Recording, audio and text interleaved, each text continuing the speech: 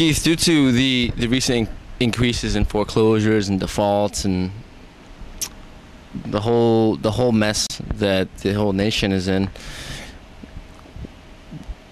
the government is really trying to do everything they can to fix the situation. Case in point, mortgage restrictions, regulations, making mortgage fraud criminal, which I think is not a bad idea.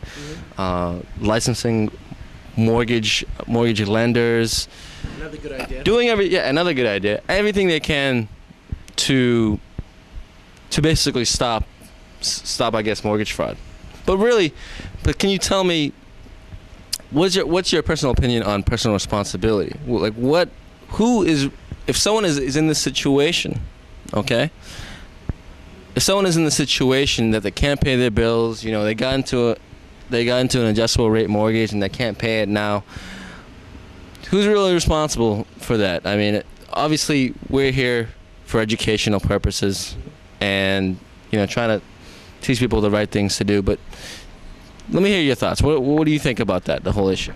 Personally, I think that you're fully responsible, Ruben, and I'm really getting sick and tired of it. So, enough of that, okay? No, you're not, but your brother is. Personal responsibility, obviously, it's the consumer that's personally responsible. But I know personally that I've dealt with people that are in this situation right now that they truly did not understand what they got involved in at the time of the purchase. They just did it. I've got about 3 or 4 customers that are in that situation, and I truly believe they didn't understand what they got involved in. Is that a good thing? No, it's probably not. They probably just got excited that they're buying a house, that these things are happening. They finally got the American dream, and it's falling apart because they didn't understand what they got themselves involved in. Whose responsibility is that? Ultimately, it's the consumer's responsibility, but this can snowball, so something needs to be done, unfortunately. And it is good that the government has stepped in a little bit, and they're probably going to have to step in a little bit more in some fashion. I don't know exactly what it is, but they're going to have to step in a little bit and fix this mess that we're in right now. So, as far as preventing things from happening, though, what the government is doing, it seems to be more of reacting to what's happening instead of preventing it. Now, what's your take on education and really, obviously someone didn't know what was going on and maybe they were confused, but how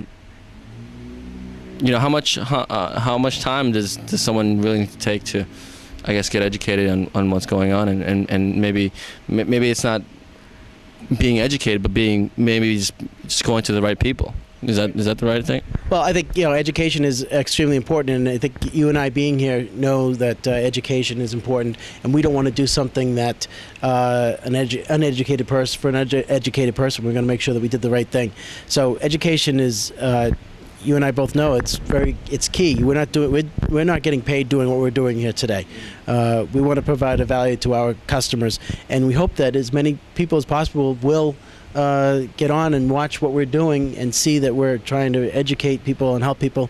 Again, as we mentioned in a previous break, that we're going to do live internet education. The consumer no longer wants to come to the public library and learn about the method about buying a house. Why not just sit in there in front of their computer every Tuesday night from 6 to 6:30 for 5 weeks, and we'll give them a little Ruben Austria Education Award. Congratulations, you passed. Print them out a plaque. That's right. Now, I mean, joking aside, definitely education is important, and obviously making it easier to access educational information is important. And that's, like you said, that's why we're here. That's why we'll keep on doing this stuff, and you'll have to see Keith's face all over the internet. Okay. Sometimes you might not even recognize me. That's a little hint of what might be coming.